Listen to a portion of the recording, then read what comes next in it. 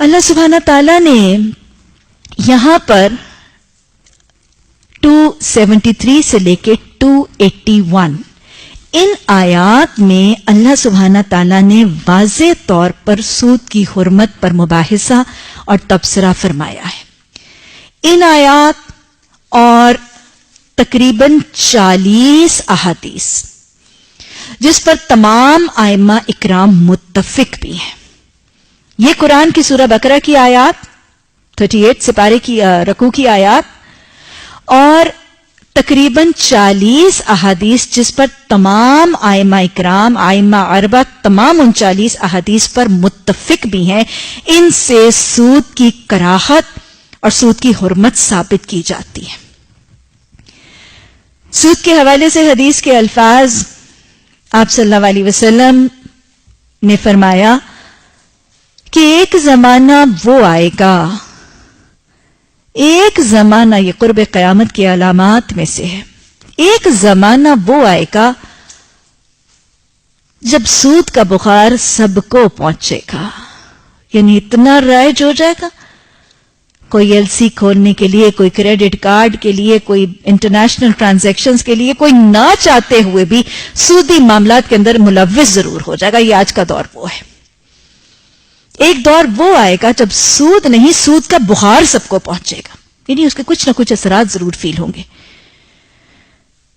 اسی طرح آپ صلی اللہ علیہ وسلم نے حدیث کے الفاظ میں فرمایا، جس نے سود کا 1 درہم بھی جان بوجھ کے کھایا، اس کو پتہ ہے یہ سودی مال ہے.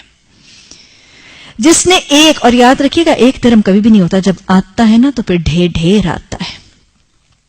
جس نے 1 درہم بھی سود کا جان بوجھ کر کھایا، اس نے 36 دفعہ اپنی ماں سے زنا کے برابر گناہ کیا. استغفر اللہ ربی. وہ جو آپ صلی اللہ علیہ وسلم نے فرمایا تھا نا کہ تم ہر ہی کام میں یہود کی پیروی کرو گے، ان کے 71 ان کے 72 تمہارے 73 فرقے ہوں گے، تم ہر ہی کام میں یہود اور نصارہ کی پیروی کرو گے، یہاں تک کہ وہ بل کی کو میں گھسیں گے تو تم کھو کی بل میں گھسیں گے، تم بھی وہاں گھسو گے، اور اگر وہ ماں سے زنا کریں گے تو تم بھی کرو گے. واقعتاً اگر یہود نے یہ سسٹم لانچ کیا ہے جو ماں سے زنا کے برابر ہے، تو واقعی آج امت مسلمہ صلی اللہ علیہ وسلم کی بھی یہی کام کرتی ہوئی انہیں یہود کے اتباع میں اسی پیشن گوئی کے مطابق نظر آتی. اسی طرح آپ صلی اللہ علیہ وسلم نے فرمایا، ابن ماجہ میں حدیث کے الفاظ ہیں، سود کے گناہ کی 60 شاخیں، کہیں 60 آتا ہے کہیں 70، اکثر میں 70 کے الفاظ ہیں. سود کے گناہ کی 70 شاخیں ہیں، جس میں سے سب سے کم شاخ کا گناہ ماں سے زنا کے برابر ہے. استغفر اللہ ربی. اسی طرح معاشرے میں اثرات کیا رقم ہوتے ہیں، دنیا کی زندگی میں یہ سود کیا کرے گا، معاشروں کو کیسے تباہ کرے گا. آپ نے فرمایا جس قوم میں سودی لین دین عام ہو جائے، آج کل تو سسٹم ہی نہیں نہ چلتا ان بینکنگ کے بجائے، جس قوم میں سودی لین دین عام ہو جائے تو ضروریات زندگی کی قیمتیں بڑھ جاتی ہیں. انفلیشن، ابھی میں نے آپ کو سسٹم سمجھایا. تو ضروریات زندگی، یہ جو کموڈیٹیز آف لائف ہے، نیسیسٹیز آف لائف ہے، اس کی گرانی ہو جاتی ہے. گرانی کا مطلب ان کی قیمتیں بڑھ جاتی ہیں، مہنگائی ہو جاتی ہے اس معاشرے میں جہاں پہ سودی لین دین عام. اور میں نے آپ کو آج اکنامک سرکل بتا دیا کہ کیسے مہنگائی ہوتی ہے. اور جس معاشرے میں رشوت عام ہو جائے اس میں سے دشمن کا روب اٹھ جاتا ہے. اس میں دشمن کا روب بیٹھ جاتا ہے. جس معاشرے میں رشوت عام ہو جائے اس میں دشمن کا روب بیٹھ جاتا ہے. کیا خیال ہے، بیٹھے نہیں وہ روب؟ امریکہ سے ہم ڈرتے، نیٹو فورسز سے ہم ڈرتے، ہندوؤں سے ہم ڈرتے، سکھوں سے ہم ڈرتے، IMF سے ہم لرزتے. جس قوم میں رشوت عام ہو جائے اس میں دشمن کا روب بیٹھ جاتا ہے. اور جس قوم میں سودی لین دین عام ہو جائے اس میں اشیاء روزمرہ استعمال کی اشیاء کی گرانی ہو جاتی ہے، یعنی مہنگی ہو جاتی ہے. آپ صلی اللہ علیہ وسلم نے فرمایا سود لینے والے دینے والے لکھنے والے لکھانے والے یہ بینکنگ جابز ہیں. لینے والے دینے والے لکھنے والے لکھانے والے سب پر اللہ کی لعنت. لعنت ہے کبیرہ گناہ اور لعنت ہے جنت سے محروم ہو جانا, اللہ کی رحمت سے محروم ہو جانا, اور جہاں اللہ کی رحمت نہیں ہوگی جنت میں داخلہ. آپ صلی اللہ علیہ وسلم نے اپنے لیے بھی فرما دیا تھا عائشہ میں بھی داخل ہوں گا. یہ ہے لعنت. سود خور کے لیے آپ نے فرمایا جس نے سود لیا وہ میرے ذمے سے بری ہے. جس نے سود لیا وہ میرے ذمے سے بری ہے. گویا نہ حوض کوثر نہ شفاعت شافی محشر صلی اللہ علیہ وسلم. جس نے سود لیا وہ میرے ذمے سے بری. آپ صلی اللہ علیہ وسلم تو بری و ذمہ ہو گئے ان امت کے افراد سے جو سود لیتے ہیں. اللہ سبحانہ تعالیٰ رہ گیا. کیا معاملہ ہے؟ نبی صلی اللہ علیہ وسلم تو بری ذمہ ہو گئے سود کھانے والوں سے. اللہ سبحانہ تعالیٰ حدیث کے الفاظ ہیں 4 لوگ ایسے ہیں کہ اللہ نے اپنے ذمے لیا ہے کہ ان کو جنت میں داخل نہیں ہونے دے گا. 4 لوگ ایسے ہیں کہ اللہ نے اپنے ذمے لیا ہے کہ ان کو جنت میں داخل نہیں ہونے دے گا. جس کے ذمہ اللہ نے لے لیا ہے مجھے بتائیں کیا وہ داخل ہو جائے گا؟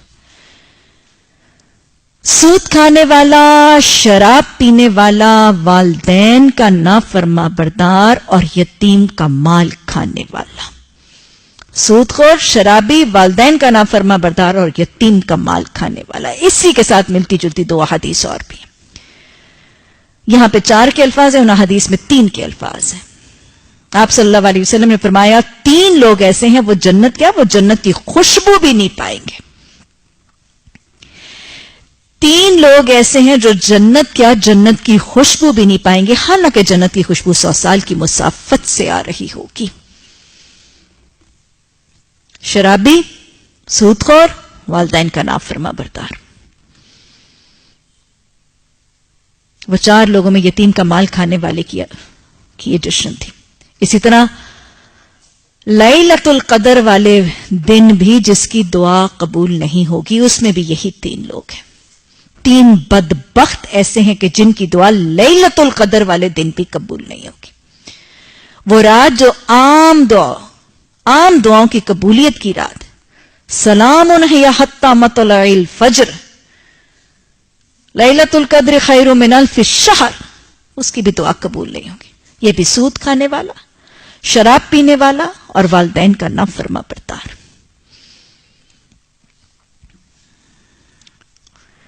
اور ویسے بھی آپ رزق حرام کے حوالے سے بھی جان چکے ہیں کہ حرام رزق کھانے والے کی نہ دعا قبول ہے, نہ نماز قبول ہے, اور نہ اس کا صدقہ قبول ہے. دہرائیں, آپ نے فرمایا اللہ پاک ہے اور پاک ہی مال کا صدقہ قبول کرتا ہے. حضرت سعد بن ابی وقاص نے پوچھا تھا یا رسول اللہ صلی اللہ علیہ وسلم مجھے کوئی نسخہ بتائیں کہ میں مقبول الدعا ہو جاؤں, میری دعائیں قبول ہونے لگیں. آپ نے فرمایا تھا رزق حلال کر لو, یہ حرام ہے رزق, اپنا رزق حلال کر لو. کوئی نسخہ بتائیں مقبول الدعا ہو جاؤں, میری دعائیں قبول ہونے لگیں. آپ نے کہا رزق حلال کر لو. پھر وہ حدیث کا واقعہ آتا ہے, یہ خاص سود کی حرمت کے حوالے سے نہیں ہے, رزق کی حرام ہونے کے حوالے سے میں حدیث بتا رہی ہوں آپ کو.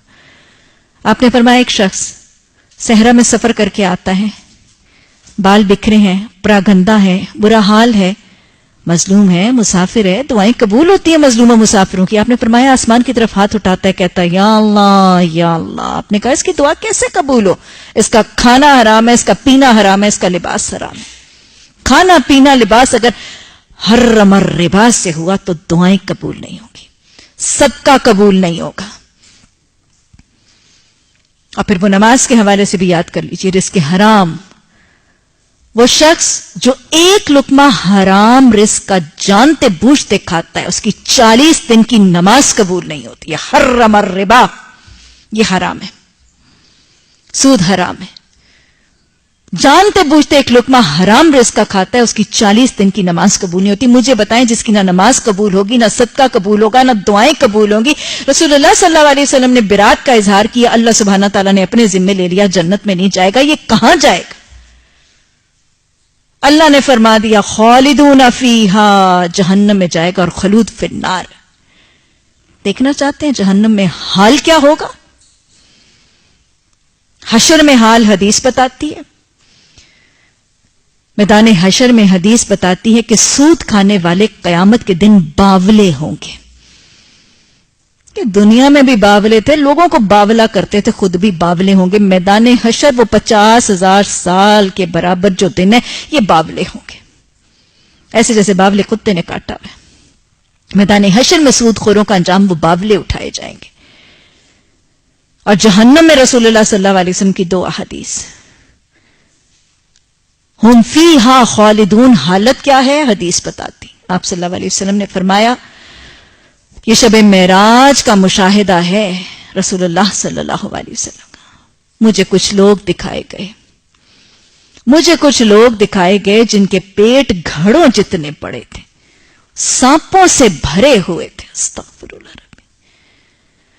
مجھے کچھ لوگ دکھائے گئے جن کے پیٹ گھڑوں جتنے بڑے تھے، سانپوں سے بھرے ہوئے تھے، اور لوگ ان کے پیٹوں کو کچل کچل کے جا رہے تھے. استغفر اللہ. میں نے پوچھا یہ کون ہے؟ بتایا گیا یہ سود کھانے والے، یہ سود کے سانپ اپنے پیٹوں میں بھر رہے تھے. لوگوں کو کچلتے تھے، آج لوگ ان کے پیٹوں کو کچلیں گے. پھر آپ صلی اللہ علیہ وسلم کو ایک سرخ ندی دکھائی گئی. آپ نے فرمایا میں نے ایک سرخ ندی دیکھی. کچھ لوگ بڑی مشقت سے تیر کر اس کے کنارے، خون کی ندی ہے شاید، بڑی مشقت سے تیر کر اس کے کناروں پر پہنچتے تھے. وہاں پر کچھ فرشتے موجود تھے، جہنم کے داروغ آئے نا، وہ ان کناروں پر پہنچنے والے، تیر کر پہنچنے والے، سرخ ندی میں کناروں پر تیر کر مشقت سے پہنچنے والوں کا منہ پکڑتے تھے، ان کی باچھیں چیرتے تھے، اور پھر ان کے منہ میں آگ کے انگارے اور پتھر ڈال کے ان کو واپس دھکیل دیتے تھے. استغفر اللہ ربی. آپ نے پوچھا یہ کون ہے؟ یہ بار بار دھکیلے جانے والے اس سرخ ندی میں یہ کون تھے جو بار بار سودی کاروبار سے سودی نفع لیتے؟ سود کیا ہے؟ ڈیفینیشن یاد رکھیے گا، سارا مسئلہ سیٹل ہو جائے گا. کل قرض جرع نفع وهو الربا. ہر ایک ایسا قرض جو کھینچ لاتا ہے ڈیفینیٹ منافع، وہ ربا ہے. کل قرض جرع نفع وهو الربا. یہ بار بار نفع کھینچ کے لوگوں کو ذلت اور بھوک میں دھکیل دیتے تھے، قرض دیتے تھے، لوگوں کو خون کی ندی میں دھکیلتے تھے. لوگ مشقت سے آتے تھے، پھر قرض لے کے ان کو واپس دھکیل دیتے تھے. قیامت کا انجام ایسا ہی ہوگا.